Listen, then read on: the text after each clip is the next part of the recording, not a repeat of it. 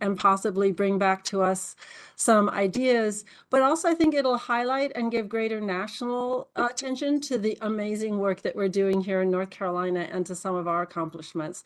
So Brandy, I'm grateful to you for being willing to attend that conference next month. And so with those updates, I think I am ready, unless anyone has anything to share at this point at the outset of our meeting. I will otherwise turn this over to Judge Thornburg to host our presentation today.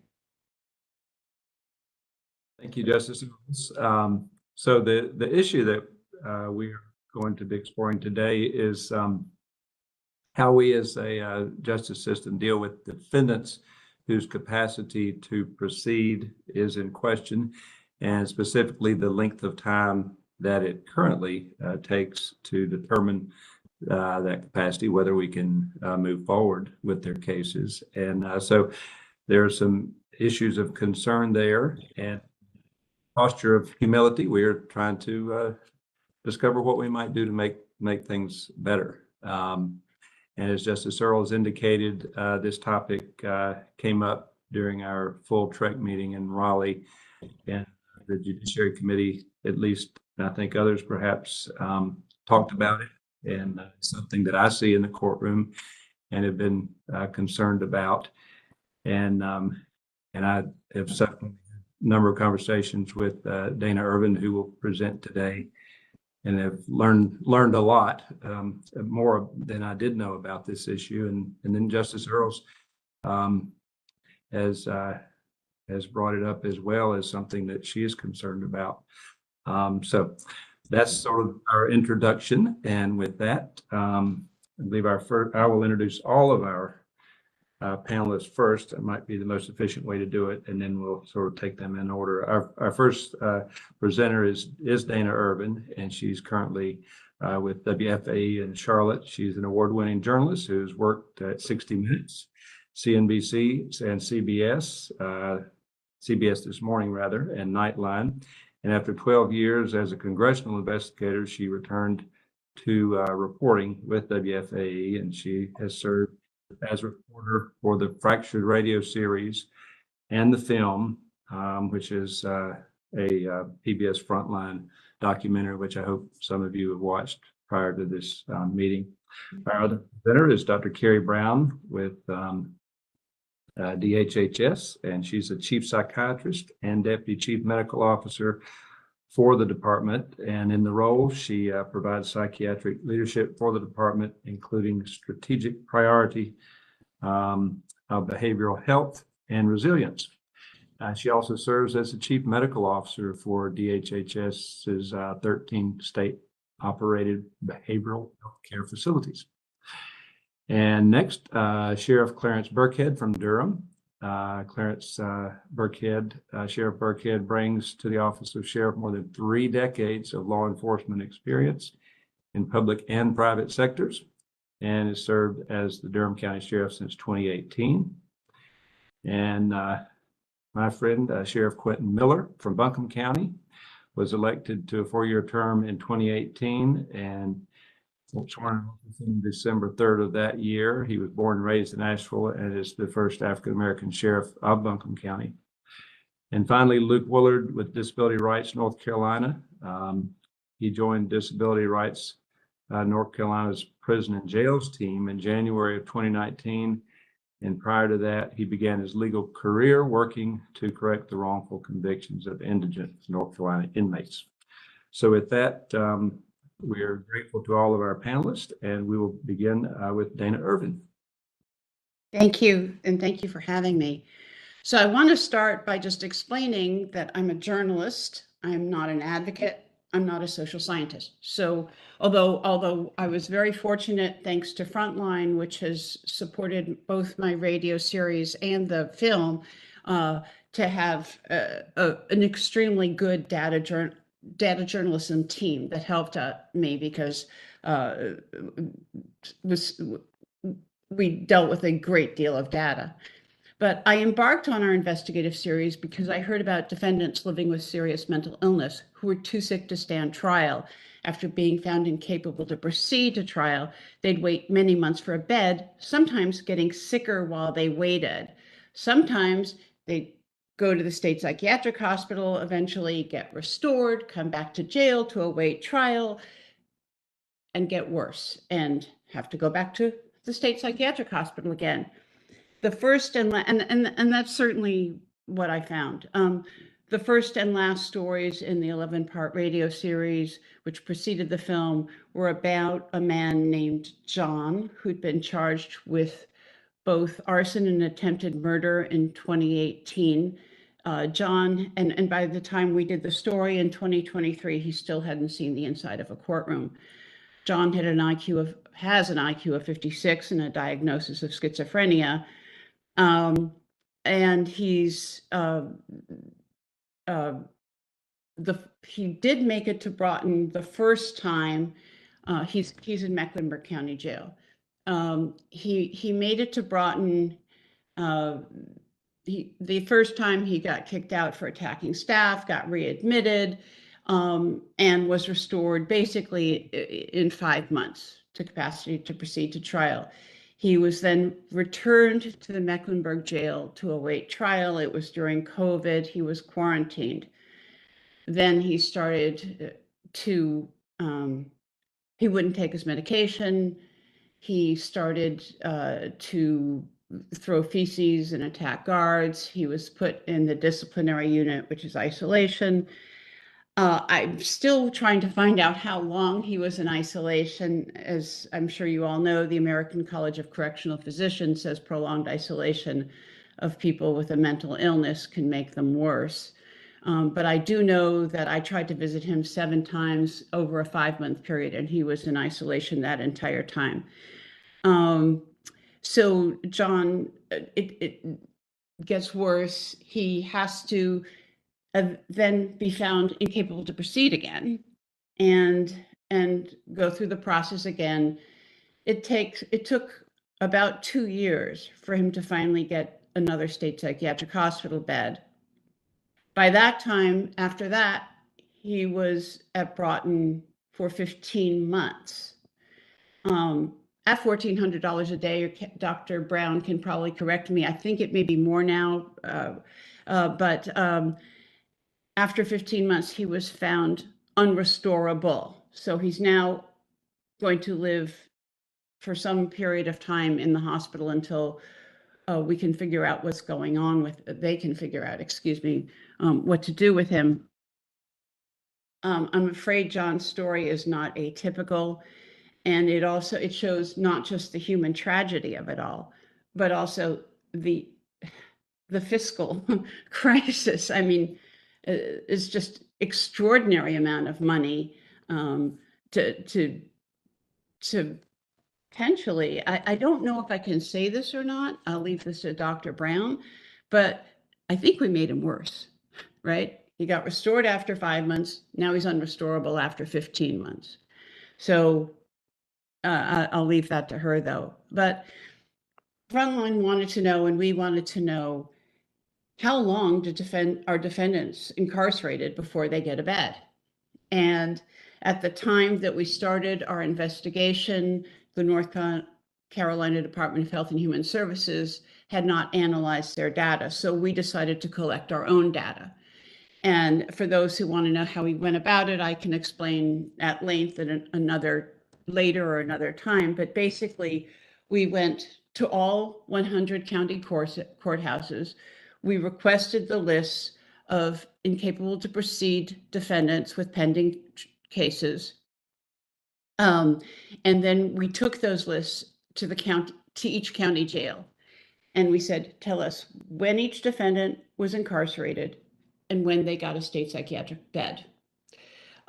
We then corrected that.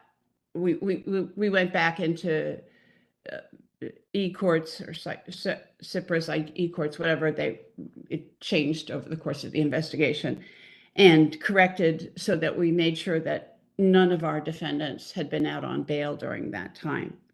And what we found was that half of those charged with felonies were incarcerated more than 313 days before they got a bed in a state psychiatric hospital.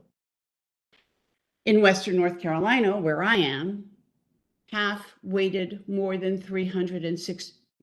I use the word wait, let me just put, were incarcerated more than 363 days before they got a bed. So a very long time, more than a year.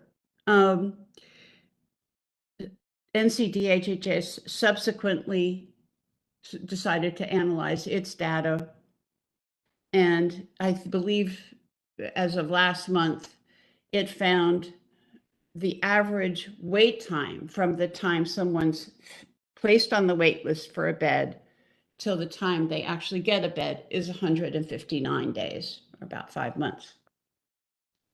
So we cannot directly compare the two sets of data. Our data is older by about a year.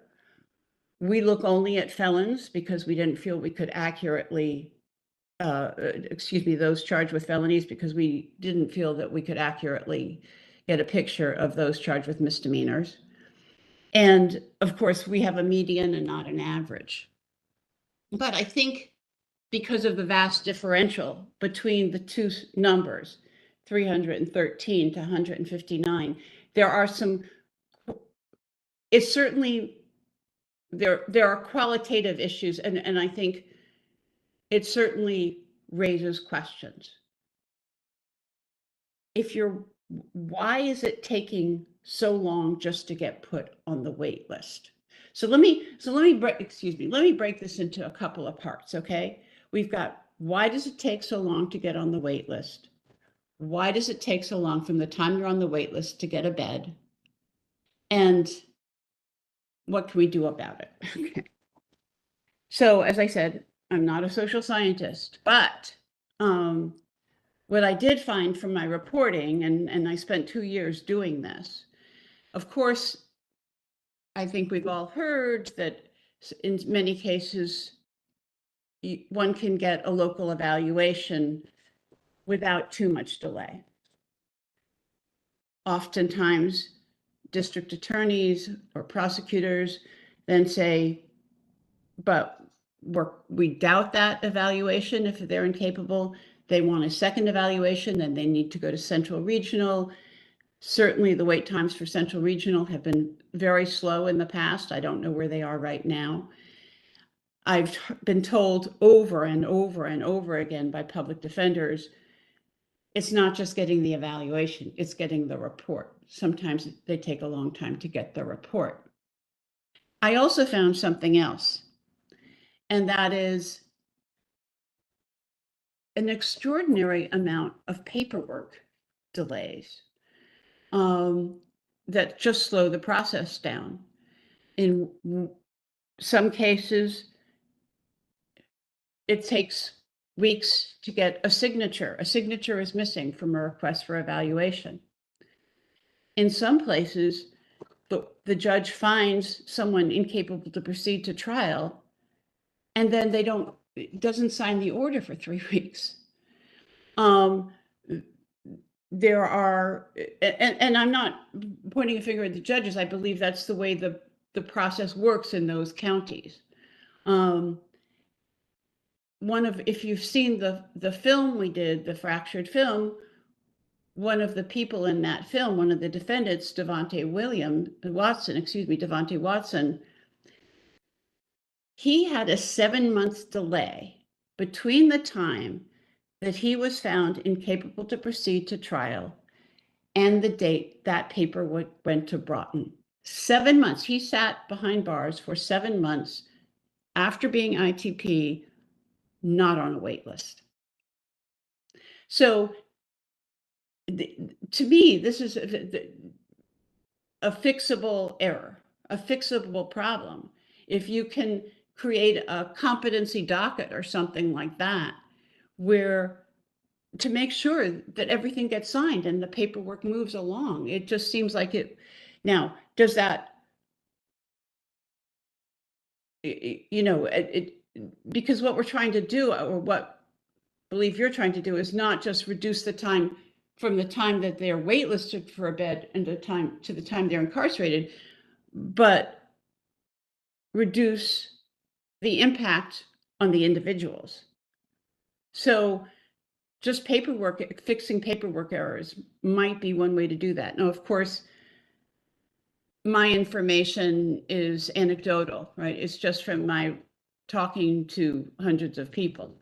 But still, it's something to at least ask a question about. The next issue is, what does one do to reduce the wait time between the time that one's actually waitlisted and the time one gets a state psychiatric hospital bed? Dr. Brown is obviously the expert on this. I'll just mention that right now, NCDHHS is trying to reduce wait times by allowing a select group of inmates to get restored in jail rather than have to wait for a state psychiatric hospital bed. So right now, as I understand it, Mecklenburg Detention Center has a 10-bed in-jail restoration unit that I'm told will be expanded to 25 beds and be able to take some people from outside the Mecklenburg County at some point. I understand that Wake County will have a 10-bed unit, and I understand that there's going to be a third unit somewhere else in the eastern part of the state that flows to Cherry Hospital, which is one of the longest wait times. The thing about that is it is a select group of inmates, according to the folks that run the Mecklenburg jail in restoration project. It can only be used for inmates who are willing to take their medication, who can play well with others, who are not going to be violent, who can be in a common pod. And so that's a select group, but certainly taking them out of the queue makes it faster for everyone else. There's still a problem, and again, Dr. Brown will be the person to talk about this, but I believe the problem is still that of our 900, okay, so we have, about 11 million people in the state? We have 900 state psychiatric beds for them, total. Of those, about 2/3 are in operation because North Carolina doesn't have the staff to operate about 300 beds. I understand that there's been and again, I'll defer to her, there's been discussions with the General Assembly about raising salaries so that they can bring in more staff and actually operate all 900 beds. The General Assembly, as I understand it, has said, no, we want you to use bonuses and retention pay and so forth and so on to fix the staffing issue. I'm not sure that will work, and that's certainly something that has to be explored. And if we wait 2 years to explore that till the next, all right, I'll back off that. But that's something that certainly this committee can ask questions about.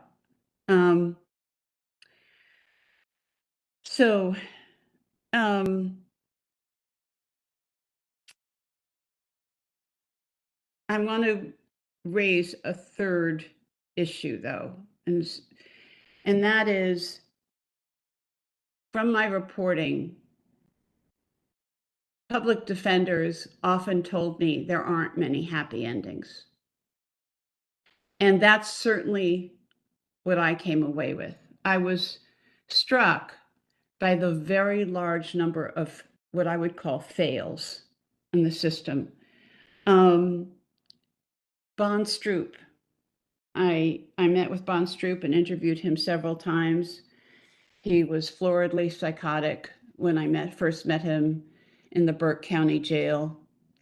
When I met him again, he waited more than a year to go to Broughton, but he got restored. And when I met him in the Burke County Courthouse I can't remember how much later, but I think about a year later, he was great. I mean, he was just like you or me. He made sense. He was calm. He was in control. It was very exciting to see someone get better. Bon got out. He had an ACT team, a sort of community treatment team, that met with him, I'm told, or he told me a couple of times a week. He was placed in an extended stay hotel. And then I started to get calls from Bon. And they were troubling. And he sounded very paranoid. He sounded like he was going downhill. Bon subsequently went to the emergency room for stabbing himself in his genitals. And shortly after that, Bon died in a house fire, which he is believed to have set. Another man was one of the first people restored in the Mecklenburg jail unit. He got out. He was one of the really fortunate ones. He got into a treatment court, and then he died on the street of a drug overdose. I wish I could tell you that those were just two, but they weren't. I mean, it was shocking how many people I interviewed ended up dead, because I had the privilege of doing this for 2 years, and not just getting a snapshot of their stories. And so that really raises the question of, are we spending money in the right way? I know the state plans to spend $99 million. The legislature has appropriated $99 million of the 835 for mental health from the Medicaid Expansion Fund. To the 99 will go for reentry, deflection, and diversion. And I think there are hopefully, well, I don't know this, but it would appear that those things might be a better solution than what we currently do of sending so many people to restoration, which seems to me very expensive, and it, at least from my reporting, has a lot of fails. So those are my comments, and I really look forward to hearing from people who have the inside track and know a lot more than me.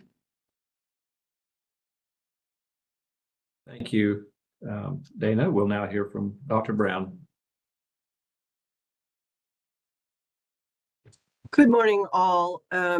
Thank you for having me this morning. I feel privileged to be here, not only to talk about the department's commitment to the behavioral health of justice-involved individuals, but also on a personal note, my clinical expertise has always been in psychotic disorders. And I learned early on in my career that if I wanted to understand the universe of living with a psychotic disorder, I needed to not only look at, understand medication trials and health services research and inpatient treatment models and outpatient treatment models and integrated care treatment models, but also understand the correctional system. And so I've had the privilege of the last 8 years working at Central Prison in a specialized unit for individuals with serious mental illness who have been on restrictive housing, or Dana used the term isolation. And the program actually gets them off of restrictive housing and is a 9-month treatment program. It operates much more like a mental health hospital and it is within the mental health hospital at Central Prison. So I just say all that to say that this population is extremely important to me. I was hoping today to do a couple of things. So one, I want to share with you how the department sees its role in the behavioral health of justice-involved individuals. I wanted to also talk briefly about how we are approaching the allocation of the funding that we received from the General Assembly for justice-involved individuals. Dana mentioned the $99 million. And then finally, I wanted to talk a little bit about our goals for short session and the changes we are asking the legislature to make to 122C to help justice involved populations with behavioral health conditions. So diving in a little bit to our role, I think you can think about it in 4 buckets. So, and not in any particular order, but first, we see our role as propagating best practice and evidence-based practice for diversion and deflection, because we really want to enable treatment in the community and recovery in the community and avoid the judicial system whenever, wherever possible. So strengthening community treatment is a prime role and objective. The second is being good partners for our government, our shared government agencies. So the Department of Adult Corrections, the Department of Juvenile Justice, also the Administrative Office of the Courts. We really want to be effective collaborators in supporting the treatment of individuals with behavioral health conditions within carceral settings. The third role relates to, apologize guys, I had COVID earlier in the week, and so my voice isn't quite back to normal. The third is creating a system of capacity restoration, and I'll go into more detail in a minute. But the department does have a role as it relates to capacity restoration, and as Dana already explained, specifically we're talking about when individuals have been found incapable to proceed with their charges due to their mental illness or intellectual and developmental disability.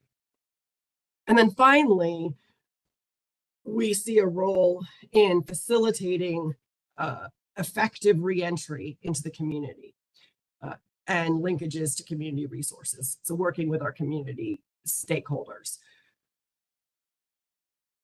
So we've got best practice, we've got working with our government partners, we've got capacity restoration, and we've got reentry. You could also, another way to organize this is along the sequential intercept map, but I think this is an easy way to summarize it. So we've used this role to inform the allocation of the funding that the General Assembly gave to the department over the biennium for the behavioral health treatment of justice-involved populations. And as Dana mentioned, we received $99 million over the biennium, which is fabulous. And I'm incredibly grateful to the General Assembly for their wisdom in understanding the importance of this population. It was one of the largest single buckets of funding that we received, and the department advocated strenuously for it. To give you a brief overview of the initial investments, and again, we are working fast and furious, but we still have probably only allocated definitely much less than half of the total pot. But I want to give you an outline of how we're looking at those investments, because really we want to take a system-wide approach to justice-involved individuals. It's not as simple as just looking at capacity restoration. We really have to zoom out and look at the entire system. So in the area of juvenile justice, we are going to be funding Credible Messengers program. And I don't know, you may not be familiar with this. This is a program that was used in New York and is particularly effective for youth that have more serious charges and felonies in preventing recidivism. We also are going to be providing additional funding to NC Safe, which is our Secure All Firearms Effectively. And then looking at our juvenile justice behavioral health partnership investments. So many of you may be familiar with the fact that we have 21 juvenile justice behavioral health teams across the state that cover the entire state. So we want to provide additional technical assistance for those teams. We also want to provide additional resources when it comes to the treatment of substance use disorder in adolescents, as well as behavioral health. And we have been working closely with DJJ to develop some of these initial investments. On the adult side, and I'll just go briefly through the big list, and then we can spend a little bit more time on capacity restoration. But we are investing in not only things like technical support and assistance for all of the community providers to the justice involved population, but looking at community programming that has been effective, has good outcomes in terms of not deflection and diversion, but also in terms of reentry and preventing recidivism. So we currently fund on the order of, I think, about 40 reentry programs, or partially fund, 40 reentry programs across the state. We're looking at the outcomes from each of those and want to continue funding and expand those that are particularly effective. We are looking at our evidence-based models. So there is a national evidence-based model called Formerly Incarcerated Transition, or FIT. And so we did already announce a couple of months ago a $5.5 million investment in NC's Formerly Incarcerated Transition Wellness expansion, and in North Carolina, that agency not only provides physical health care, but also behavioral health care for individuals reentering into from incarceration. We let's see, we are also, in our partnership with DAC, we have launched this in the last couple of years, a specialized reentry care management program for individuals with serious mental illness that have convictions for violent crimes. And these individuals are identified 90 days prior to release, and then linked via our LME MCO system to, we have embedded care managers at each of the 4 LME MCOs, and we're going to be expanding that to add additional care managers as well as forensic peer support. And the idea is that these teams are providing that glue, or that continuity between the time of release and the time that Medicaid is fully active, that their disability benefits are fully active, and that they are engaged in treatment in the community, because obviously there can be a gap there. The department, as on a future note, the department has applied to CMS for 1115 waiver that would allow us to turn Medicaid on 90 days prior to release, which would be fabulous. And if we get it, and that will be a source of sort of long-term funding for this program. We also, again, on the side of individuals with serious mental illness, there's a very well evidence-based model called assertive community treatment. The old term was hospital without walls.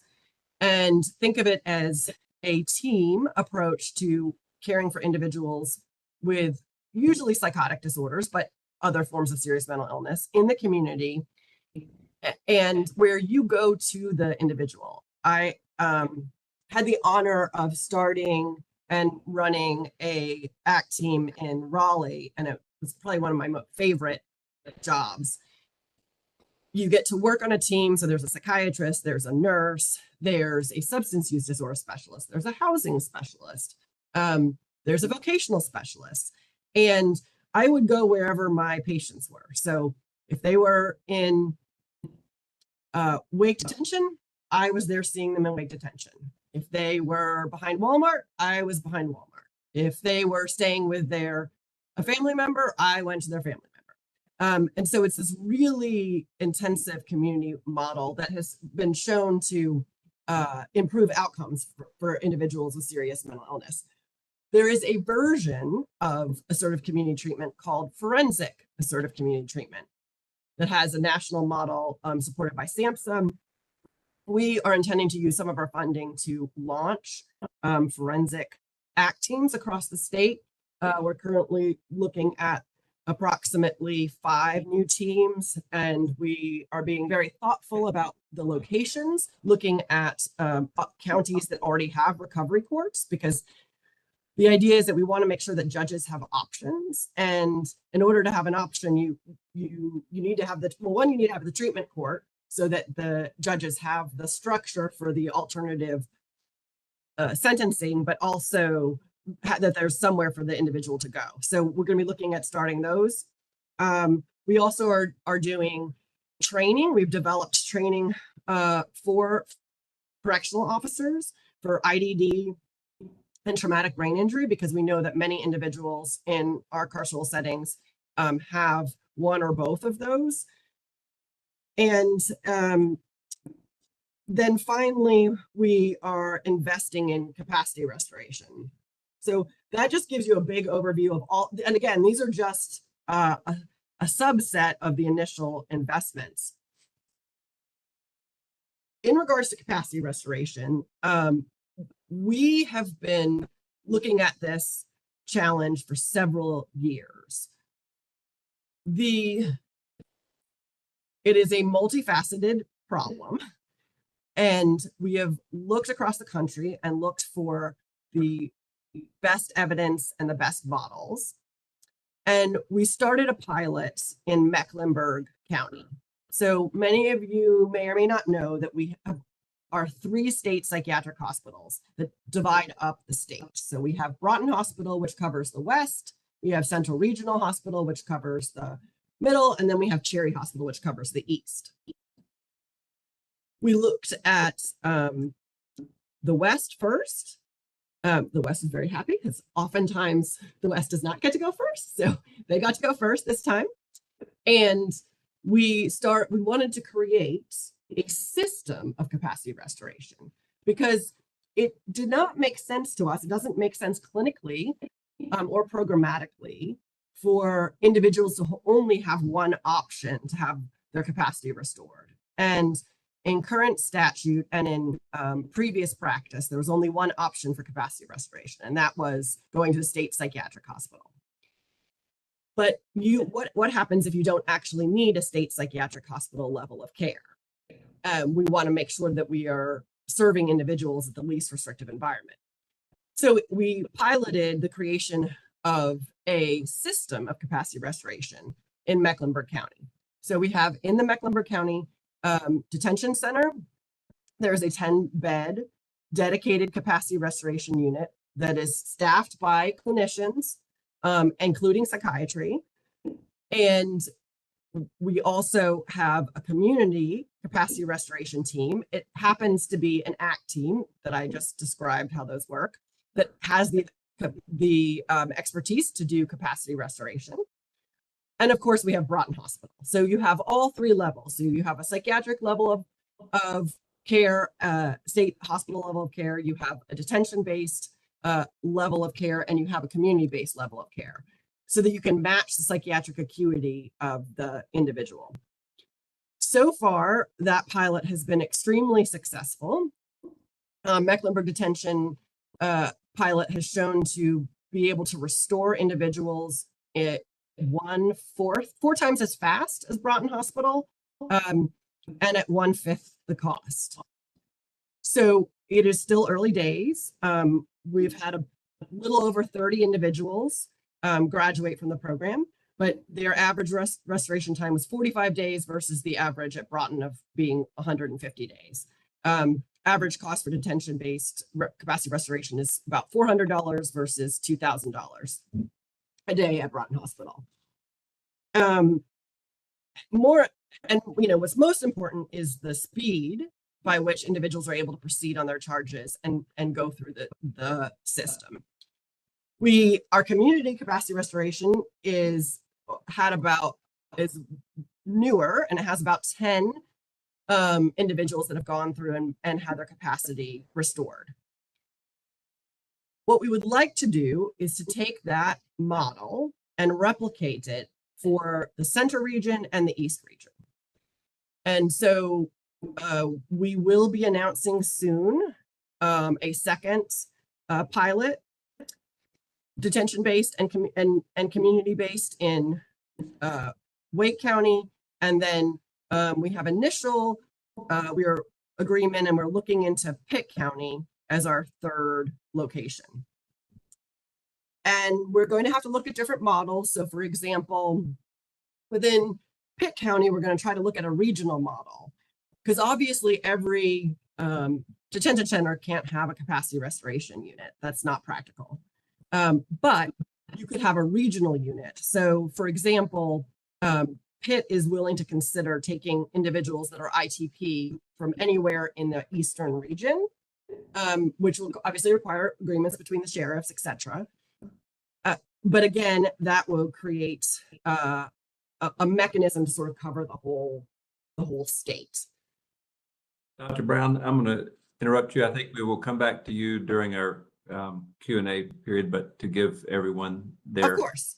time. Thank you very much. And I'm sure we'll come back, but thank you so much. All right, Sheriff Burkhead.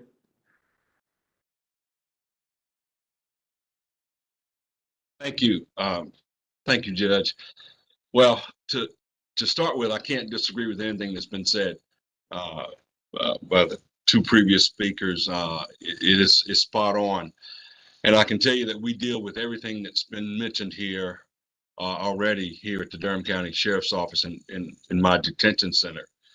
And then the second thing I want to say is I have a tremendous staff here that work with us day in and day out to address these issues of mental health, mental health in our detention facility. They've given me tons of information, and they have made themselves available for the next time we have this discussion to help move this forward. They're very passionate about this work, and again, we see it day in and day out. Right now, the burden is we're not a hospital, and on any given day, between 55 and 60% of my detainee population is suffering from a severe and persistent mental illness or mental illness, a substance use disorder, or both. And the challenges, as you can imagine, are great for my staff. But again, we work alongside our clinician staff as well. There's a couple of groups that I'd like to identify and share with you that we've identified that are in my facility every single day. And the first one I just mentioned is those individuals who suffer from a severe and persistent mental illness.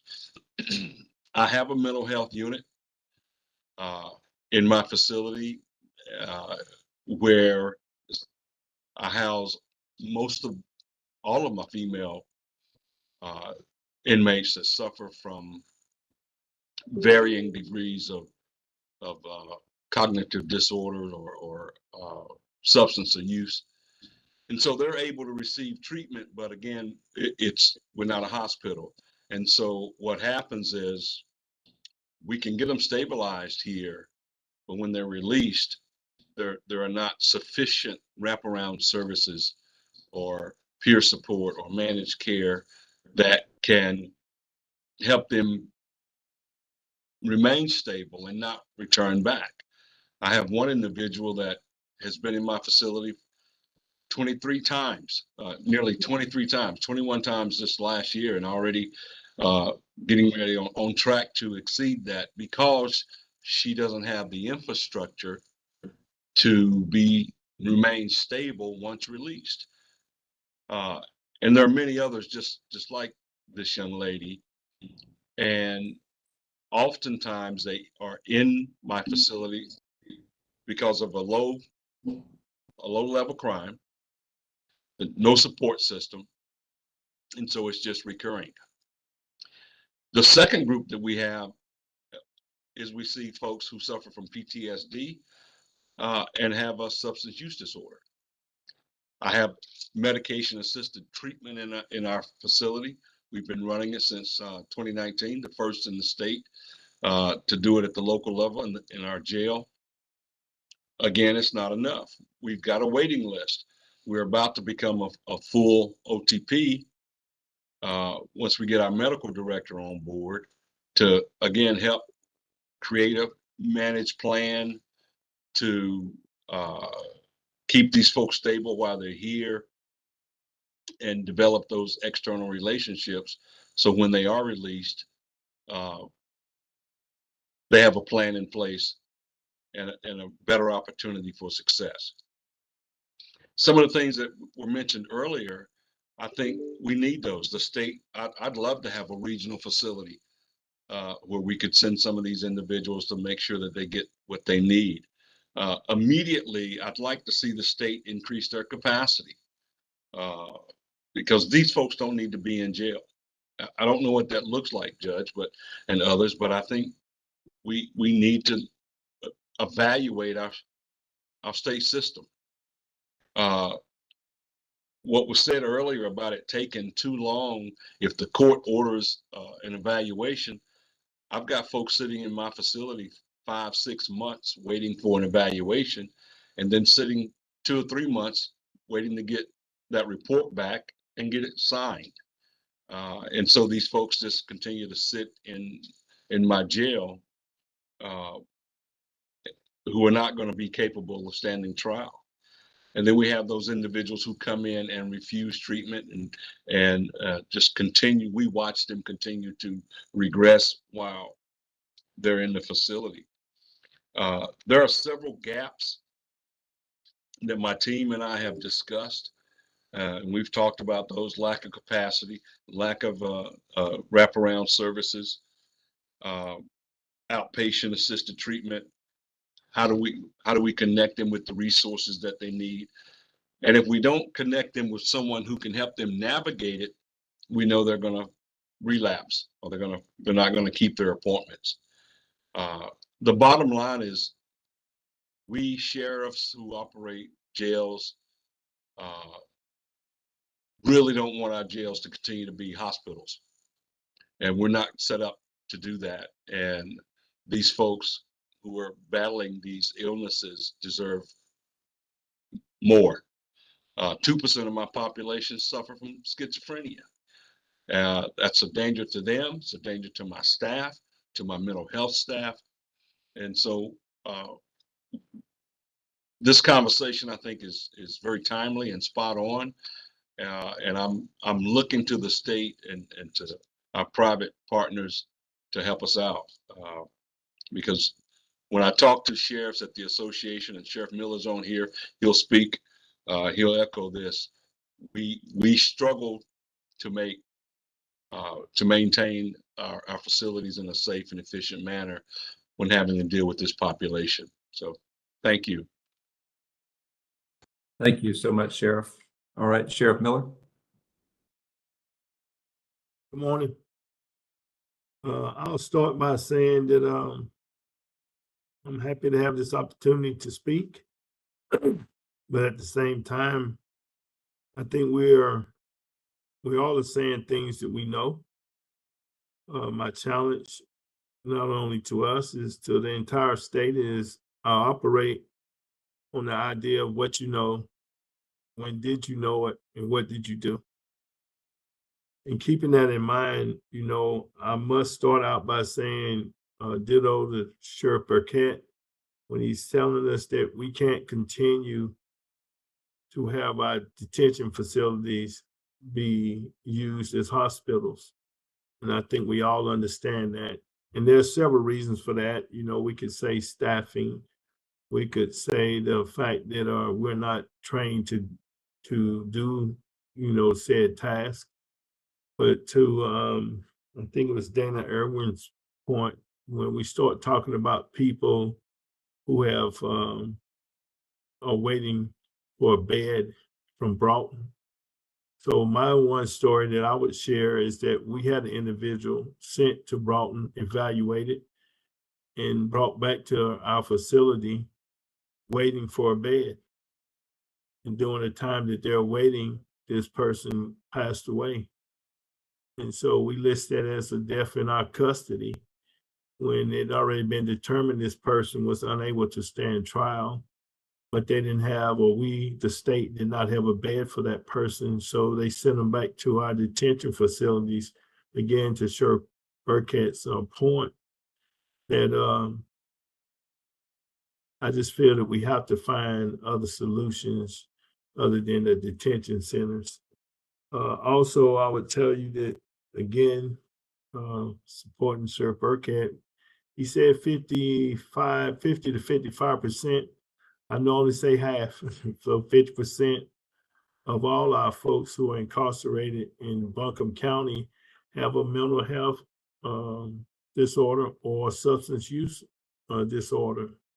And so between the two of those, that would cut our bed capacity in half, right? And so I've also advocated, instead of building a new jail, we need a new facility to have people for the needs that they have. And I'm strongly against building a new jail, because now that's just a bigger jail to house people who are not getting adequate treatment.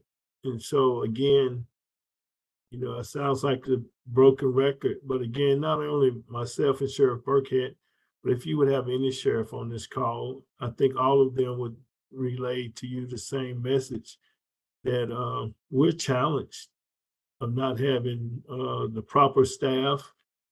We're challenged that the skill set of our staff is not where it needs to be when we start talking about care for people who have these different disorders. And so that's a couple of things. And I've also put down, hate saying it, but I'm gonna have to say it, but what are we planning to do with this? Because we constantly hear, there's different levels of care. And Buncombe County also has the medical assisted treatment program, which we're definitely proud of. And I would tell you that, me as well, I would tell you I have a great staff who does a great job. And that's not to be a broken record. That's just the facts that we're asking more and more of law enforcement. And we're asking more and more of detention officers. And the ask now seems to increase, not decrease. But we also have a community that is in need of services that we cannot tend to in our detention facilities. And so the last point I would like to make, and I guess hopefully someone can help me, that we talk about people being asked to do this voluntarily. But some of these folks are not capable of making decisions, and we're asking them to make a decision about their own care that they're not capable of doing because of their disorder or their substance use. So I'm interested in how do we bring this back to the judicial system, and how do we now mandate that people not only go get evaluations, but participate in programming. And in Buncombe County, I'm sure several other counties have drug treatment courts. And I'll just tell you that I feel real strong about those also, that we have to utilize more of the court system, because recidivism is real. It's happening over and over and over and over again. And I don't need to keep, beating a dead horse here, but again, we have a lot of programs, right? And I just think that some of the programs, by being voluntarily, is we're asking people who don't have the capacity to make these decisions, and we're leaving it up to them to make those decisions. And I'll stop right there, but those are the real concerns that I have, is how do we address these issues that we have? Thank you, Sheriff Miller. We'll now hear from Luke Woolard, please. Hi, everyone, and thanks for the opportunity to speak today. The last time I was in front of the committee was to recommend the adoption of the Mandela rules to abolish long-term solitary confinement, and we were very glad the committee took that up. Happy to answer questions about the ITP and the wait times. We, along with the ACLU, actually filed a lawsuit last week challenging those wait times and trying to push for more community care, and for people to spend less time in the jails waiting those assessments and those beds in state hospitals. But I do want to take a page from Dr. Brown's book and sort of zoom out a little bit and talk about provision of mental health care in jails generally. For those of you who don't know, Disability Rights North Carolina is North Carolina's protection and advocacy agency. What that means is the ADA and other federal statutes require that there be a protection and advocacy agency in every state to advocate for the rights of folks with disabilities. Those statutes also give us fairly unprecedented access to facilities, which includes jails. So we also go in and look at conditions, provision of healthcare, things like that in local jails. And we've been doing so over the past several months. We also gather data statewide through public records, jail inspections, things like that. So I wanted to share with you all today both sort of what we're seeing and where we think that there are immediate programs that the committee can get behind that will really improve the lives and the provision of mental health care in these jails. The sheriffs, Burkhead and Miller, already kind of made my first point, which is that jails in North Carolina have become the primary and in some places the only provider of mental health care that we're seeing. They're not intended for this. They're not equipped for the task. I mean, you heard it from the sheriffs. It's not what they're supposed to be doing. They're doing it because in a lot of these places, they're the only game in town. And their statistics are also borne out by a recent study that UNC did. It said jail people are 5 times more likely to have serious mental illness. They're 12 times more likely to have substance use issues. They also face high rates of infectious disease, chronic illness, things like traumatic brain injury.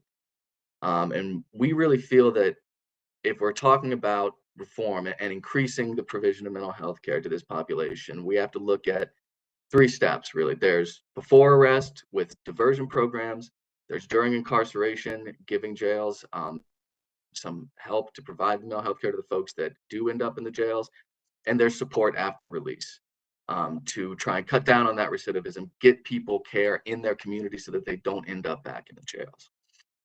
I wanted to just quickly give sort of an overview for those of you who don't know about the stakeholders that are involved in this system in the provision of care, because you do have the sheriffs. They're out there. The buck does stop, but they set the policies in the jail. But you also have the county commissioners. They control the budget for the jails. And what we're often seeing as a third stakeholder are third-party medical providers. So many counties in North Carolina contract with companies to provide medical and mental health care in their jails. And often those third-party medical providers have certain policies, kind of standard operating procedures, sort of where the rubber meets the road in terms of the provision of healthcare. And I'm pointing that out just to say that each of those different stakeholders can become a barrier to care. Certainly there are sheriffs that have adopted policies, no one on this call as far as I know, but have adopted policies that are blocking the provision of mental health care. But we see almost as common, if not more common, that the sheriffs want proper mental health care in the jails. They want these folks who need to be in a hospital instead of a jail in the hospital. They don't want to keep failing their inspections for the same reason. They don't want any deaths in their jail. And they are themselves coming up against barriers with state resources, maybe with their own county commissioners, maybe with the third-party medical providers who in a lot of these counties, they're only people bidding on these contracts, or they can afford to because they're national corporations underbid in these contracts. The sheriffs themselves are running up against those barriers. And we are really seeing sort of what the effects that has and what that looks like. When we go into these jails and also look at these public records, we look at sort of every death that happens in a facility and the biannual inspections. We're seeing screening issues. So often the correctional officer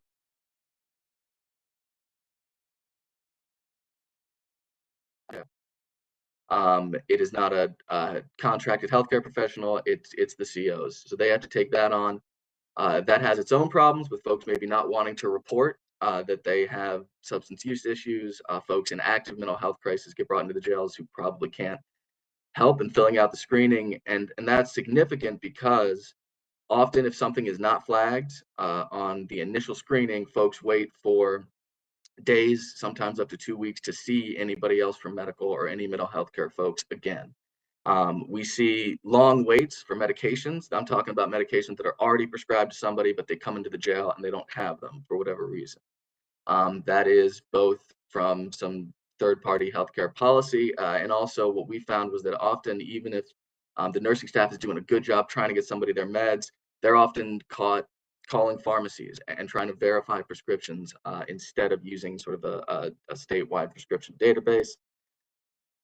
You've got simply not enough staffing, non-24-hour coverage. A lot of places do not have 24/7 nursing coverage, and they will have someone on call when a nurse is in the facility, but oftentimes that's the same nurse, one or two nurses who are working in that facility. So it is certainly overwork. And again, that can often be 1 to 2 nurses for hundreds of folks in the jail trying to provide care. We see a significant lack of psychological counseling services too, and mental health. Folks, waiting weeks, maybe only seeing a therapist, once or twice a month, despite the fact that they, have a very serious mental health diagnosis. And we see these consequences in our jail death numbers. Unfortunately, in 2022, we hit an unfortunate high of about 77 deaths. In custody, there were more determined to be out of custody. When DHSR, the Division of Health Service Regulation, investigated those deaths, they found 44 cases, there were supervision failures. So not properly supervising the people who were in custody. Those numbers did include in that year 23 suicides, of which 15 of those were supervision failures. There's more harm than just the deaths as well. It's not required to be reported, so we often have to go off voluntary reporting, but we had one medium-sized county say that they saw about 40 to 50 suicide attempts in 1 year in the facility. So it is not just deaths. These folks are facing serious harm, serious risk of decompensation.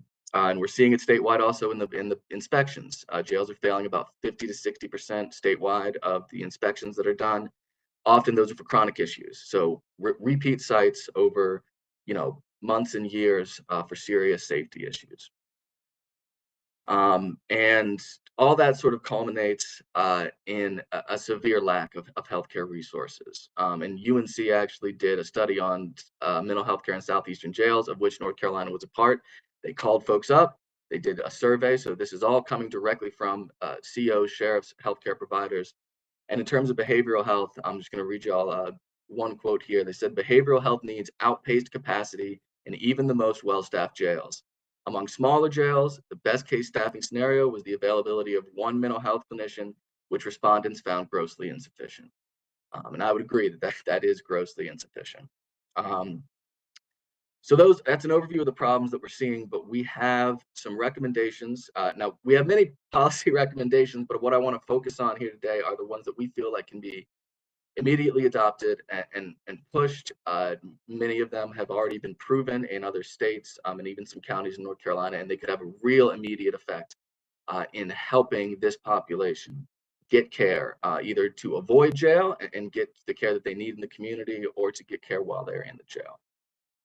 The first one, which would greatly help, we believe, with recidivism and release, is to suspend Medicaid instead of terminating it when someone goes into a jail.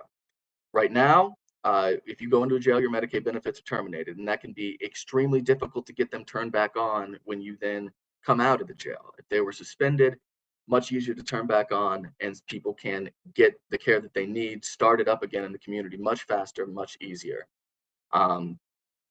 This was already, I believe, sort of a priority here. There was a session law 2013-387 that said that the legislature wanted to allow jails to use Medicaid coverage for inpatient hospitalization. That's not been implemented for the jails yet. The prisons have implemented that. And the suspension of Medicaid is considered best practice by CMS. It's been done in about 42 other states. So that is an easy thing we can do to make sure that folks have some access to care when they come out that could hopefully help them not go back into the jail. In terms of during incarceration, again, we would like to see more requirements around reduced use of solitary confinement, immediate access to medication. But I think the program that I want to talk about today is the State Jail Fund. This was actually a bill from, I believe, last session that was sponsored by Senators Britt, Bergen, and Mayfield. And the idea is that you would take jails who maybe are repeatedly failing inspections for safety issues. They would enter into an agreement with DHHS that has a little bit more oversight, a little bit more accountability, and in return, they would get access to state money matched by the counties, and they would get essentially a pause on being cited for these issues. And the reason that I really think that could help is we see it often that the inspections are turning up these chronic issues. And what the sheriffs are saying is, we don't want to keep getting cited for this. We want to fix this. We don't have the money, or we have to wait for a new budget, or we couldn't get that approved. So giving them access to a state fund, I think, is going to a lot of these sheriffs, a lot of these county commissioners who want to make these changes, but simply don't have the resources to be able to do that. Now, that's broad. It's not specifically about the provision of mental health care, but if you allow jails access to that money to fix and to bring themselves up to the minimum jail safety standards, I think that frees up resources for them to be able to do things like increase mental health staffing, increase mental health care. And I went about this a little backwards. We started with reentry up through incarceration because the last program, one that I really love to talk about, that's already active in a lot of counties in North Carolina, but I would love to see state funding for, which is what we call non-police response units. These are things like the HEART program in Durham, which has been very successful. You have the STAR program in Colorado, also been successful. The basic idea is when calls come into 911 that are not inherently dangerous, it's not, you know, somebody with a weapon, it is community care calls. Somebody is in substance use crisis, somebody is having a mental health crisis, somebody is maybe suicidal, so dangerous to themselves, but not others. Instead of sending an officer out, there would be a specific response team, usually made up of an EMT and a mental health professional, who go out and try and de-escalate. And instead of sending that person to the jail and getting them charged, sending them to community care resources. This is kind of a rare sort of win-win when we're talking about jail healthcare. It frees up the sheriff's resources, not just because they're going to be able to answer more calls where you actually would need an officer instead of going to these calls. It also keeps these folks who often have a high level of needs, medical, mental health needs, out of the jail. So they're not in there overcrowding the jail. They're not taking up jail resources. And, you know, most importantly, they're not, you know, in danger of harming themselves, decompensating in these jails. As I said, a lot of counties have already started this on their own. The reason, and the state legislature actually funded pilot programs in Mecklenburg, I believe Greensboro and Greenville. We'd love to see more funding for that because not every county is, you know, Durham or Wake or Mecklenburg. And indeed, the smaller counties are often where you see a sort of dearth of mental health care services. They have less community resources, and so could more benefit from these programs trying to divert folks from the jail, get them care, de-escalate situations such that those folks do not end up in those jails. Happy to answer any questions about any of those programs or any other reforms. And thank you all for having me so we can talk about this. Thank you very much. You are to the minute on time. Thank you. That's great. All right, we're now to our question and answer session. So if anyone would like to ask a question of one of our panelists, if you'll raise your hand and we'll call on you.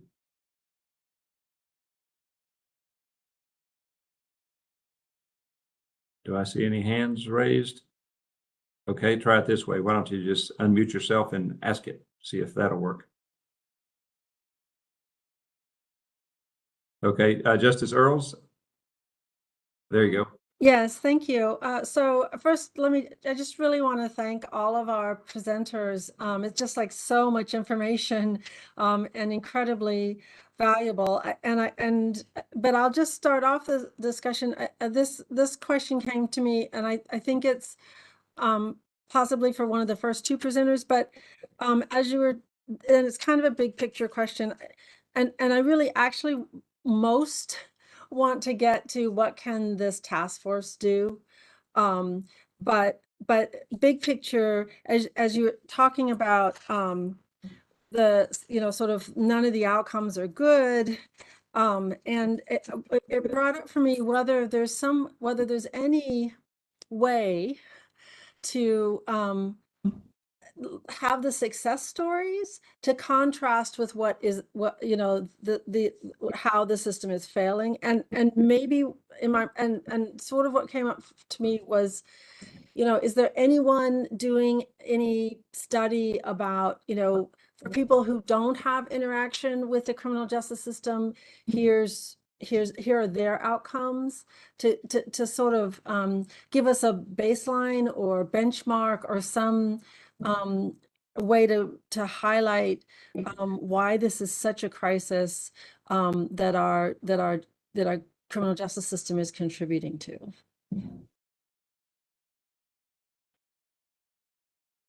I think that's for Irvin or Brown. Yeah.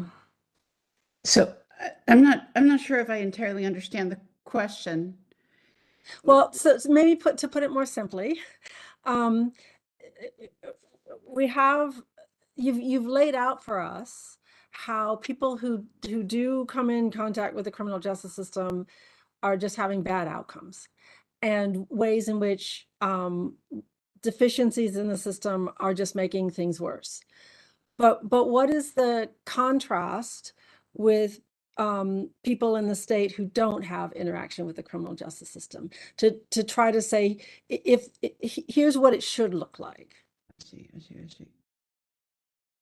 So I can't answer that question. I think Dr. Brown may be better at that if she wants to, but I will say this, that as part of my radio series, what I did do is go down to Miami, Judge Leifman's court down there, where he has really taken the sequential intercept model to just a new degree, I think, in trying to divert people, and I out of it, and I was very impressed by the number of people who seemed like they had very, very hard cases, who did get into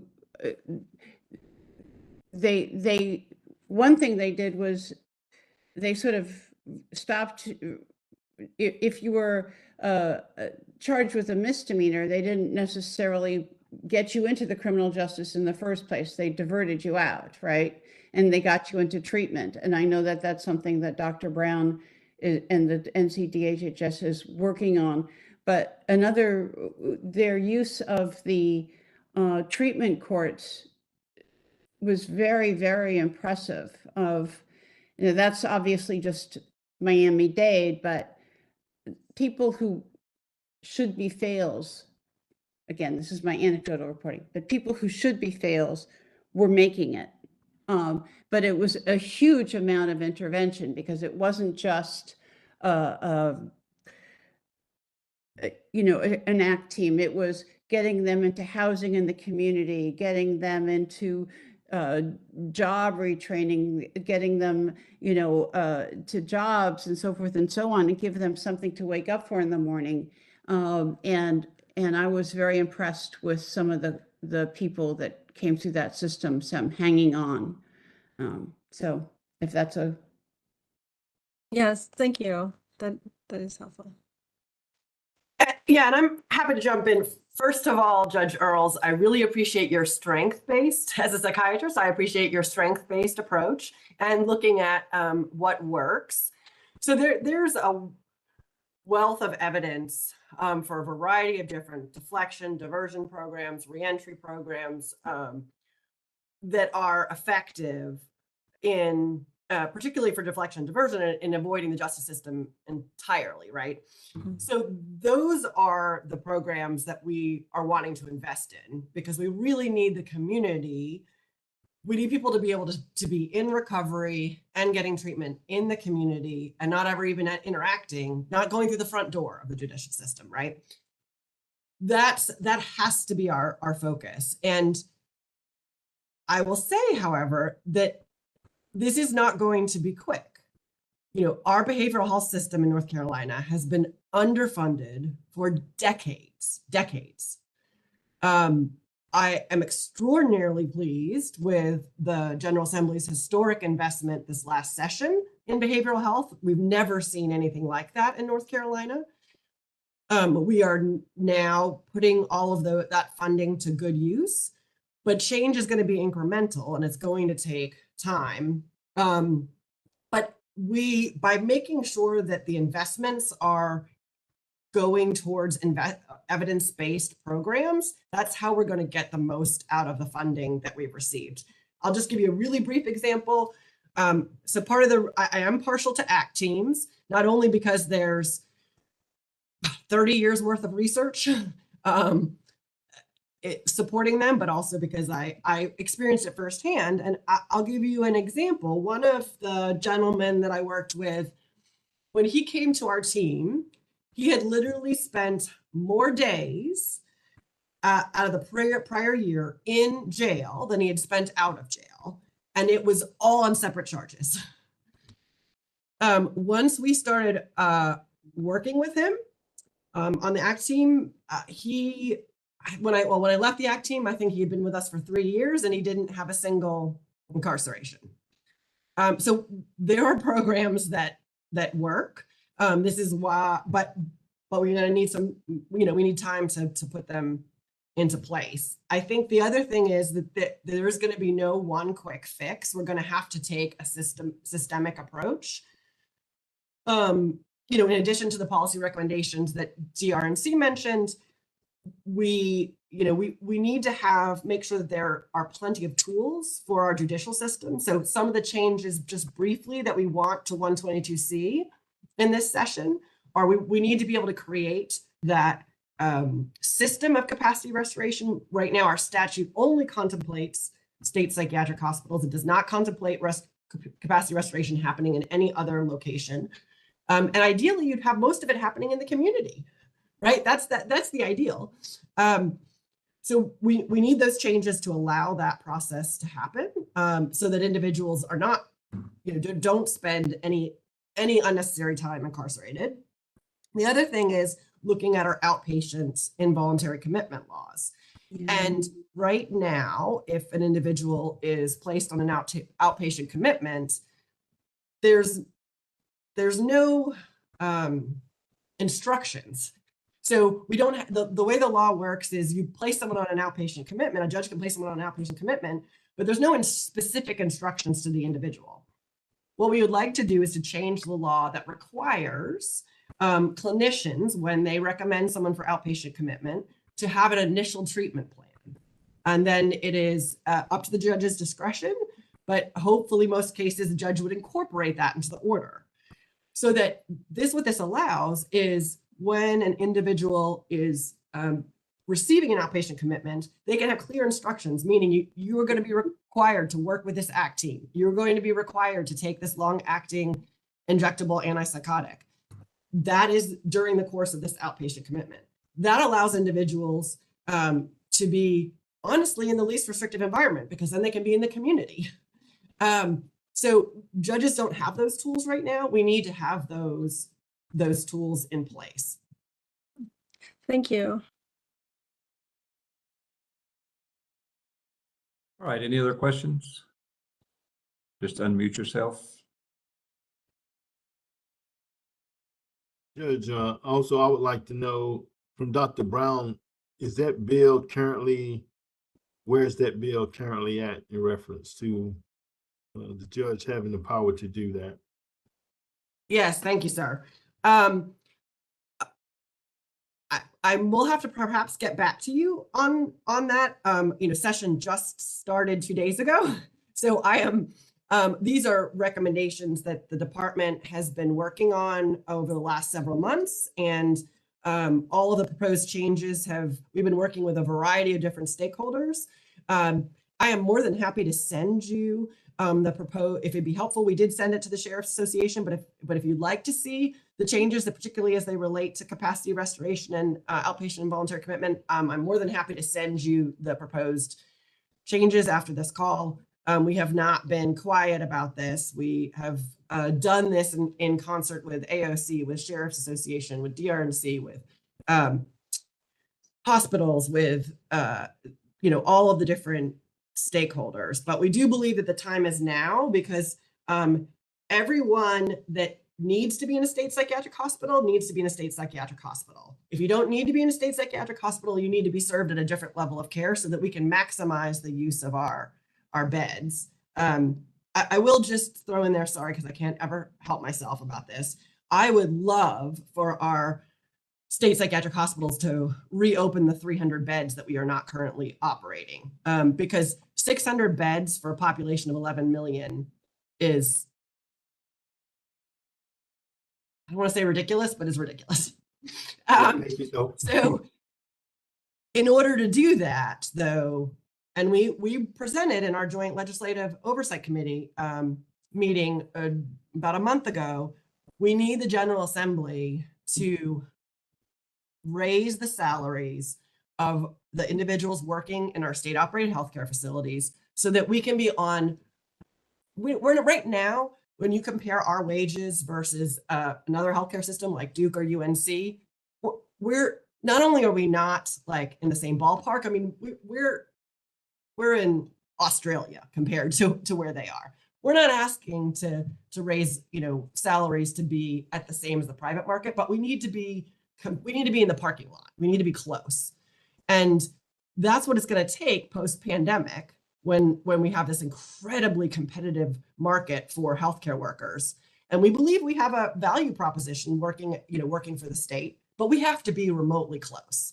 And so that's one of the things that we're going to need to reopen. We would love to reopen those beds. And then we want to maximize the use of every single bed that we have. Sorry, I got a little off topic there, but if there's any follow-up questions, Sheriff, I'm happy to take them. Yeah, I'd like to see that, Dr. Brown, if you could resend that to us. And Of course. I think either Dr. Brown or maybe Ms. Irving mentioned the shortened stay, that the program that's working in Mecklenburg County right now. You mentioned that the stay was reduced significantly. Could you elaborate on what attributed to that shortened stay and versus being in the jail? So you have to realize that these are patients that are already willing to take medication, right? So they're not the people that go to the state psychiatric hospitals are sicker, right? They may need more. So that's one reason that I observed. Anyhow, Dr. Brown, I jumped in. Yeah, I think that's part of the story. So specifically, you're talking to the data that we have that we could restore capacity 4 times faster in Mecklenburg detention than we could at Broughton Hospital. And you're right. A whole piece of the story is those, and that's rightfully so, right? The sicker you are, the higher level of care that you require. So that makes sense. But I think there's this efficiency piece. So to go to Dana's point earlier about paperwork and scheduling and also court docketing and all of that, there's this efficiency piece that for those that can be served and get capacity restoration in an appropriate manner in the detention center, the whole process just happens faster. So you get the referral to the program, you start the program. You don't wait for any length of time to get treatment. You have a psychiatrist. You then have also a program manager that is working directly with the court system to make sure that once your capacity is restored, that your case is docketed on the calendar, because you've got to immediately do that before, I mean, oftentimes we see people lose their capacity, right? It takes so long to get their case docketed that they actually lose capacity in the process. I think the other thing that's important to know is that this system works where you can move up and down in the system. So say you're at a state psychiatric hospital, say you require forced medication for your because of the degree of dangerousness. You at a state psychiatric hospital can get forced medication. So say you do that, plus then you go through the capacity restoration. They're 2 separate processes. But then you have your capacity restored and your mental illness stable, because the reality is by the time someone's capacity is restored, their mental illness is actually usually quite stable, like more stable than you would normally require of a hospital.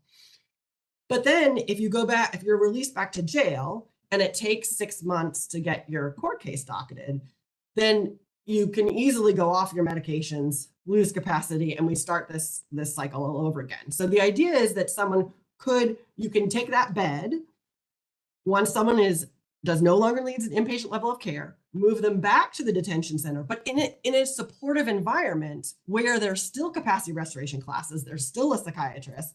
And then you take the next person that is floridly psychotic in your detention center and you move them to the state psychiatric hospital, right? And then as soon as you can, for those where the judges are willing to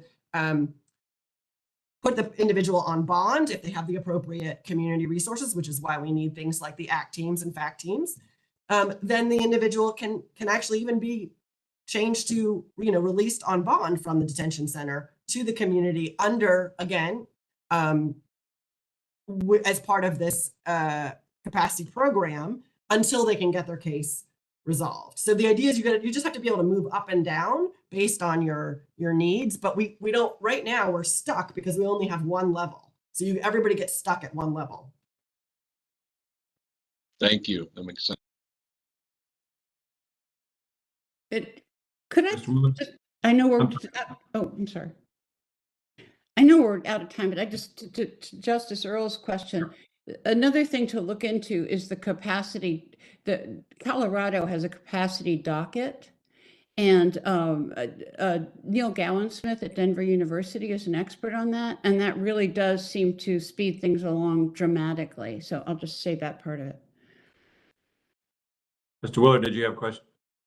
Oh, excuse me, I did not mute myself. No, I did just want to say that we do actually have 15A 1005. There is a docket that is supposed to be kept at the county level of everybody who's incapable to proceed. So we, do have record and the ability to track folks. There are some issues with that. Certainly, we get into it in some reporting that we've done in the complaint. I did want to say we appreciated being brought in by DHHS to sort of comment on the 122C changes. They are vast. I don't think we reached agreement on every issue. We had some concerns with writing the wait list system into law, things like that. But I do agree that it really is going to come down to resources. I think why I found myself struggling, Justice Earls, to think of success stories of people who had gone into the jail and had a success story is because once they are there somewhere where they really shouldn't be, where care is so hard to access, it's very difficult to have a success story. We are, unfortunately, at least from our point of view, starting from a crisis point. And it is going to take, certainly we should change laws that don't work. We should adopt methods that have been proven, but it's going to take resources. Like Dr. Brown said, we have sort of defunded community health resources for years.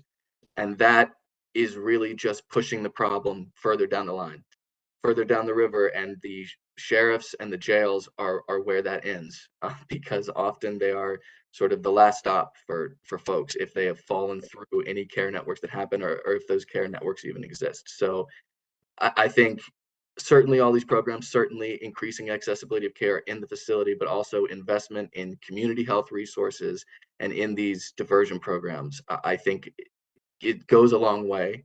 And just keeping in mind that it is going to take resources. I know that's not always the most popular thing at the legislature, but that is really what it's going to take, in addition to all the work and the programs that folks have talked about on this call already. All right. Well, thanks to all of you. These are very important issues. It's a matter of accessing justice in a timely fashion for defendants, but also for victims, of course, and making our system more efficient. That has ramifications for how the process works, financial implications, and I also think it's a matter of public safety. If we can make this more effective. So thanks to all of our panelists, and at this point I will turn it back over to Justice Earls. Thank you, Judge Thornburg, and again, this has been incredibly useful information. Thank you to all the panelists for taking time to be with us this morning, and we will be continuing to work on this issue. So I hope you'll see more from us as a result of what you shared with us. You're welcome to stay on. We're going to have now reports from the TREC committees, and so I'm going to start with the executive committee, and I understand Cora Bridges, you're going to give the report for the executive committee. Hey, good morning, everybody. I am Kara Bridges with the Department of Public Safety. Our chairperson, Billy Garton, was on and had to step away, so I'm going to try to fill his shoes. I'm sure, as y'all know, those are hard shoes to fill, or big shoes to fill. So just a couple of updates that the executive committee has been working on throughout this last quarter. The big topic of interest for our committee has really been around the importance of accreditation. And so at the March meeting, the committee heard from Director Jeff Smythe with the Department of Justice, an update on the North Carolina Law Enforcement Accreditation Program. The committee had sort of heard an initial update from Director Smythe, and this was sort of a refresher just to learn how things were going. So he talked a little bit about the benefits of law enforcement accreditation, and there was a lot of discussion on the ways that TREC could help spread the word of those benefits to law enforcement entities throughout the state. That's been sort of a big sort of work product that the committee has been thinking about how we could spread the word for how valuable that accreditation is. At the April meeting, we continued that theme of accreditation. The committee heard from Chief Deputy Secretary Brandishawn Harris with the Department of Adult Correction. She gave an update on the extensive work that DAC has been doing on their roadmap towards the Golden Eagle Award. And so essentially what they are working towards is a ACA, or American Correctional Association, accreditation for all of their facilities throughout the state. Obviously, this is a huge undertaking, really, really important work that they're doing. And so the committee was hearing an update on that. That's sort of another point of discussion is how the committee can spread the word for the value on accreditation and correctional facilities, not just at the state level, but in jails throughout the state as well. CDS Harris also presented on the work that DAC has been doing towards their updated use of force policy. And so that, so we got an update on that as well. And then lastly, the committee also continues its work in promoting the DHHS behavioral health funding opportunities, as well as the 988 hotline. And so DHHS will actually be presenting to the TREC Law Enforcement Advisory Group to continue this discussion as sort of that process continues. And that is all I have. Happy to answer any questions if there are any. Does anyone have any questions about for the executive committee? Okay, I'm not seeing anything. So our next committee report is from the Judicial Committee, and I think Judge Thornburg had to leave us. So Nisha, can I call on you to give the Judicial Committee report? We can't hear you. Can you hear me now? Yes. Okay, great. I'm calling in on the phone. So good morning again, everyone. I wanted to give an update on what the Judicial Committee has been doing. In the month of March, on March 6th, our committee held a screening of the documentary Judging Juries. On March 6th, we had over 100 registrants on that call. Roughly 71 folks did attend the call. We'd like to thank Emily Coward, one of our committee members, for facilitating and gathering folks together. Emily also facilitated a panel after the screening of Judging Juries, where another committee member, District Attorney Jeff Neiman, participated in a panel alongside Jennifer Harjo, who's the Chief Public Defender of New Hanover County. And we had a great discussion about some of the potential obstacles that jurors face when they're underpaid. And so we were excited to screen the documentary. Emily Coward also assisted us in developing a tip sheet for achieving a representative jury that we also released out. So if folks are interested in reviewing that tip sheet and giving it out to your local judges, feel free to reach out to Brandy for that information. In early April, on April 4th, Judge Thornburg assisted the reentry group in Asheville in presenting a reentry simulation on April 4th. We'll have more about who all attended at our next quarterly meeting for you all.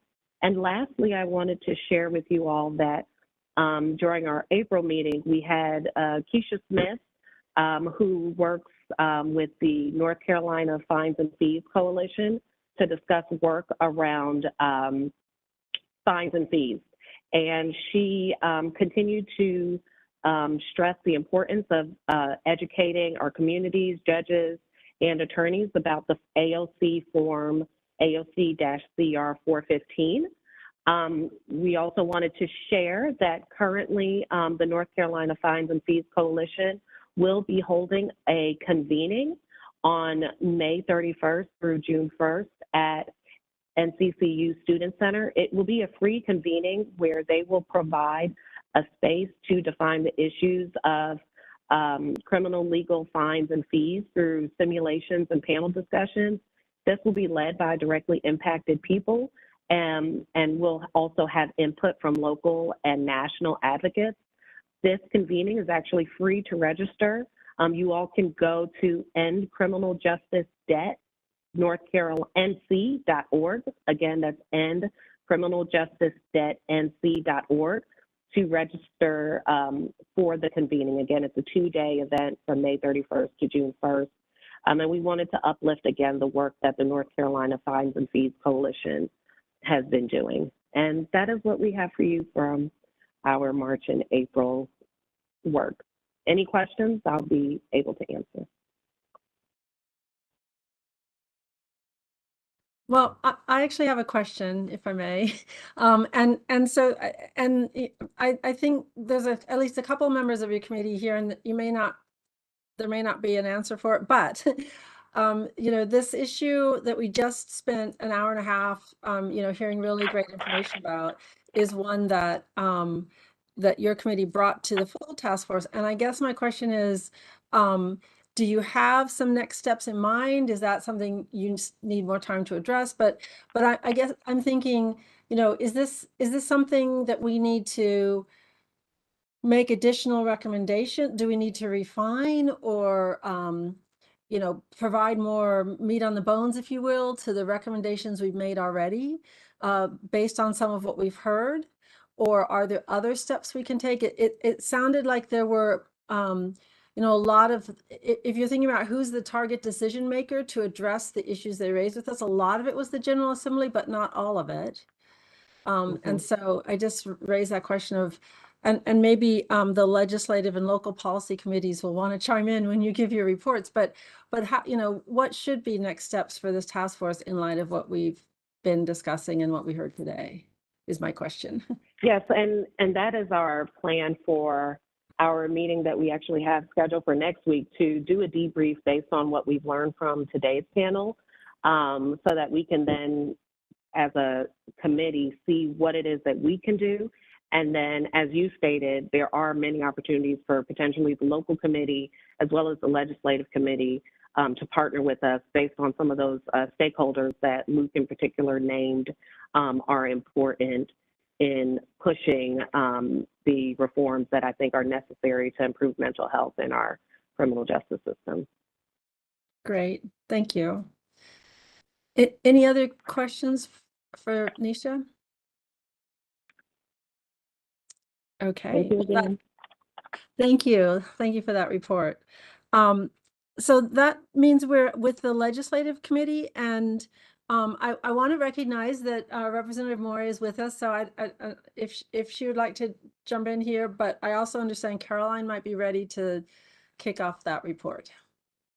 Hi, everybody. Good morning.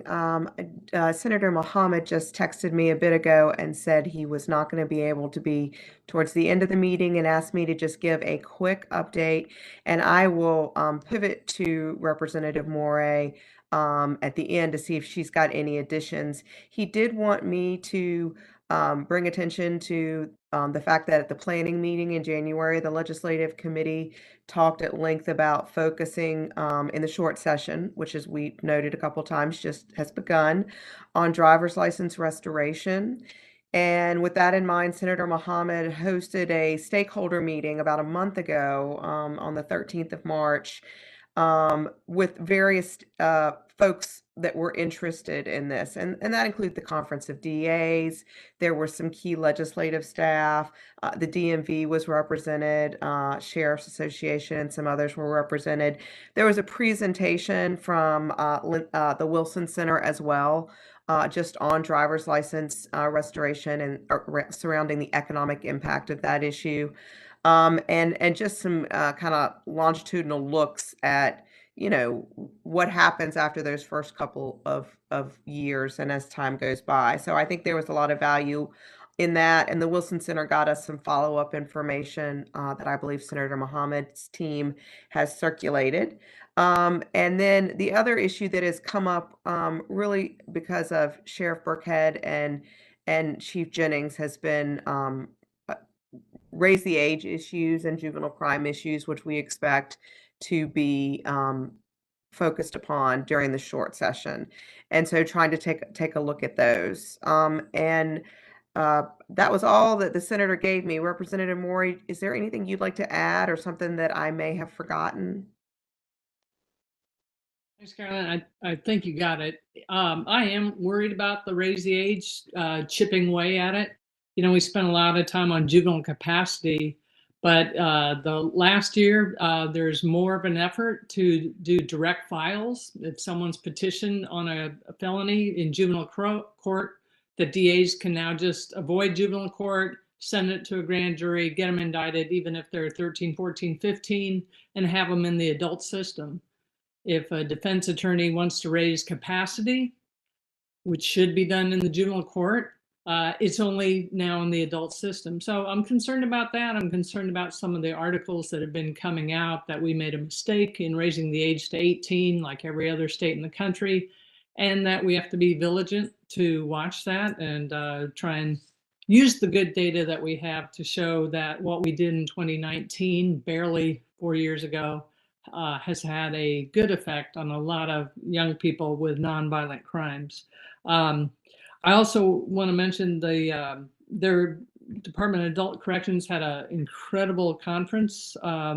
Kerwin was there and really focused on reentry. I think there were 700 to 800 people there, really lifting up reentry and how we need to follow TREC recommendations of expanding reentry councils, trying to give more benefits and support for people coming out of prison to get on their feet and provide that support, which is what we heard so much about today with reentry out of psychiatric facilities. But other than that, thank you. Really appreciate today and the issues you raised for the General Assembly. We will try to highlight and work on. Appreciate it. Can I also ask you, Representative Morey, and particularly if there's anything this task force should be doing in regard to it, but the Juvenile Sentence Review Board, sort of what the status is of that work, and can we be helpful in any way?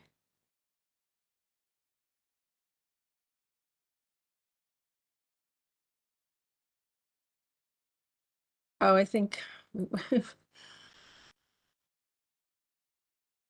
is it only my screen, or has everyone else also lost Representative Morey? I also lost Representative Morey. Well, I think the best we can do at this point is hope that she comes back to us. And did anyone have any other questions for Caroline about the Legislative Committee?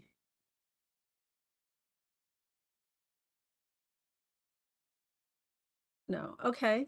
That brings us to the Local Policy Committee. Mike? Yes, thank you, Justice Earls, and I'll be brief too. two or three things that we're working on right now. I'll begin with two or three broad areas, one being the law enforcement area. One of the things that came up in a law enforcement advisory group meeting, the one that we had when we had the planning session in Raleigh back in January, was a question of accreditation, state accreditation for agencies, law enforcement agencies, especially some of the smaller agencies, and assistance for that. And so we are working on, our law enforcement group is working on perhaps trying to work up fact sheets or other types of information that might assist, again, thinking about the smaller agencies that don't have the resources to go through the process as easily perhaps as some of the larger agencies do. So we're working on that, again, coming from a law enforcement advisory group discussion. The second thing would be the law enforcement advisory group, which we are meeting quarterly this year.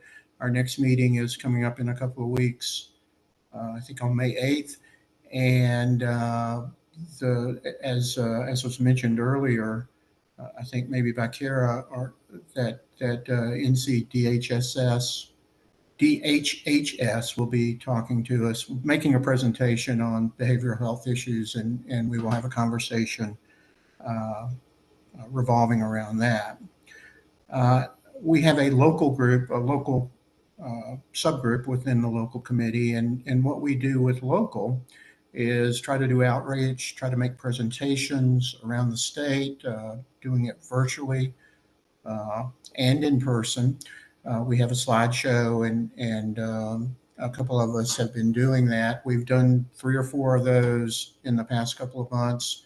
And a couple of the ones that we've done in Western North Carolina, up here in Western North Carolina, we've been able to also engage Cindy Caravellis, who's a professor at Western Carolina University, who's heading up a project that Western's doing on alternative response, co-responder kind of programs, where Western is working with the School of Social Work there at Western and embedding social masters in social work students to work with local law enforcement agencies to deal with some of the more technical's not the word, the more complicated mental health and social service issues that law enforcement agencies run across. And so we've asked Cindy to join us in some of those presentations, which has been really good because we can begin by doing the TREC presentation and then handing it off to Cindy with her making a presentation of a specific initiative that is related to TREC recommendations. And so those have been really well received. And the third thing I want to mention would be the culture, what we call the Culture Project. And it's really not something that we're doing, that TREC is doing. Caroline mentioned a second ago the Wilson Center in regards to another project. The Wilson Center is really doing this. And the idea behind this is, can we help law enforcement agencies around the state kind of gauge their internal culture, understand what the culture is, and understand how to better ensure that the culture is what they want it to be. The beginning process in that is doing surveys to try and understand what the internal culture is already. And again, that's what the Wilson Center is doing. They did a test survey that they sent out probably in January, got results back, used those results to kind of fine tune the survey. And now they have done, just this past week, they've sent kind of a soft launch of a revised survey that they're sending out to a broader cross-section of law enforcement agencies around the state, which is something we're really excited about because, as I say, it's not something we're doing, but it is an idea that kind of originated in the local committee, and we're excited to see that bear fruit and hopefully provide good information and be a real help for the law enforcement agencies around the state. So That's the things that I'd want to mention to you, Justice Earls. And if there are any questions, if there are any questions, I'll either answer them or suddenly have technical problems like Marcia did. Well, thank you for that. As always, really impressive report. And it's great that the work that all of the committees are doing. Does anyone have any questions for our local committee? All right, I don't see any. So this is our new business section, and I maybe Representative Moore, we lost you? So you probably fully answered my question. I'm not sure, but is there something you want to tell us about the Juvenile Sentence Review Board? Yeah, I'm really sorry. Spectrum just said your service is interrupted. So I don't know what you heard and what you didn't. We're still working, giving recommendations to the governor for clemency. They're reviewing our recommendation, and we're hoping we will get a lot more decisions to grant young people who are now in their 40s, 50s, the right to come out and have a fresh start. So we'll keep you updated. Thank you. But if there is anything that the task force can do in that regard, please, let us know. I sure will. Appreciate it. Does anyone have any new business to bring to, or anything, announcements, anything they want to bring to the good of the whole?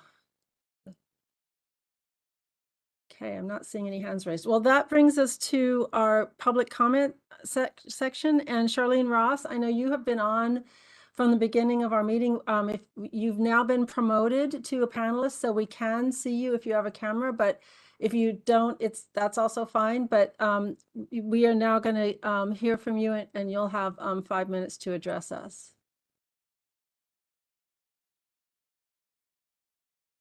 Okay. My name is Charlene Ross, and yeah, you can't see me. My son's Shanquil Barrett. Can you hear me? Yes, we can hear you, so please continue. Okay. My son Shanquil Barrett was killed with a technique called the pit maneuver. And it was no probable cause. It wasn't justifiable of how his life ended so tragically. And I started an organization called TKO, the Pit Maneuver Cured Our Loved One. I go from city to city and meet with families who lost their son the same way that I lost my son.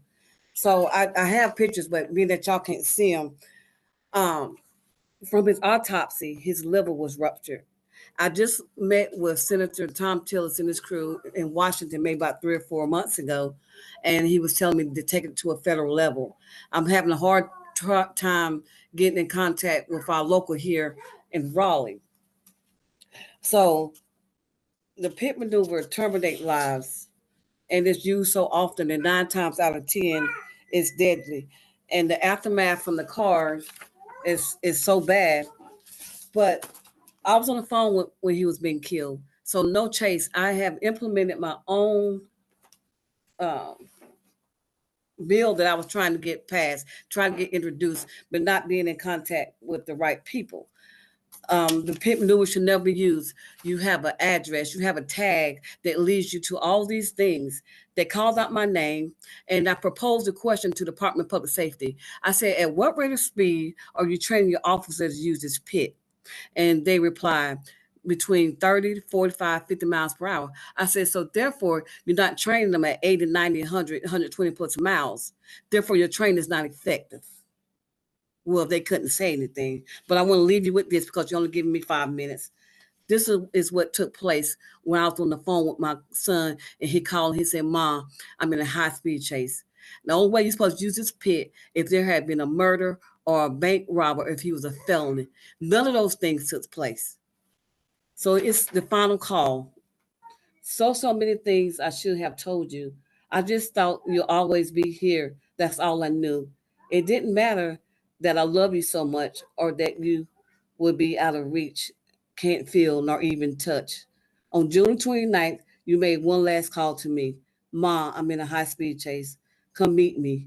Hearing the fear in your voice brought my eyes to tears. I'm driving and I can't see. My heart pounding, jumping, and racing. I hear the sirens. Yes, they're chasing. Son, just pull over, I said. I'd rather have you living than something happen and you end up dead. Ma, you know I have things against me and I don't know what to do. Son, pull over and face what you're going to face, and we'll help you through. Okay, Mom, pulling over. Shanquell, what's that noise? I heard something. Shanquell, silence. I can no longer hear nothing. Calling back, son, please pick up and say something. Oh, son, but so much I needed to say. Oh, son, but wait, just want to tell you I love you is all. The final call. No mother should have to have endured what I endured with my son going through that. It will be 6 years, June the 29th. And I've been fighting this. And I've reached out to Josh Stein. I saw his name up there, Berger. I reached out to all these people. And these people are sitting in position. Ben Moss, he told me they're going to do a study, conduct a study of the pit maneuver. Haven't heard any more back from him.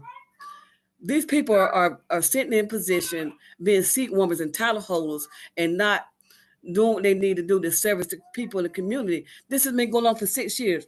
I created my own bill. All I need for somebody to do is introduce it. I've been to Tennessee, Ohio, Georgia, facilitating protests with the pit maneuver. A lady just reached out to me in Florida. I don't know what else to do. This is something that shouldn't be in place. My son's skull was fractured. He ruptured his liver. His spine was exposed. His lungs were punctured. His spleen was punctured. He had a tag that leads you to an address. No chase, no pit. Well, thank you. That is 5 minutes, and we appreciate, well, first let me say how sorry I am for your loss. We appreciate you bringing this to our attention, and thank you for being with us throughout our meeting, and thank you for your public comment. That really brings us to noon and the end of our meeting. As you can hear my alarm going off. So the only thing I want to say is I apologize for not being able to stop my phone. Okay, sorry. What I want you all to know is that our next full task force meeting is Friday, August 2nd. That'll be a virtual meeting from 10 to noon. And I hope that all of you can join us. I'm just enormously grateful for the incredible work that you've been doing and for the important meeting that we had today. So thank you all, and I look forward to the work that we continue over the summer. Thank you.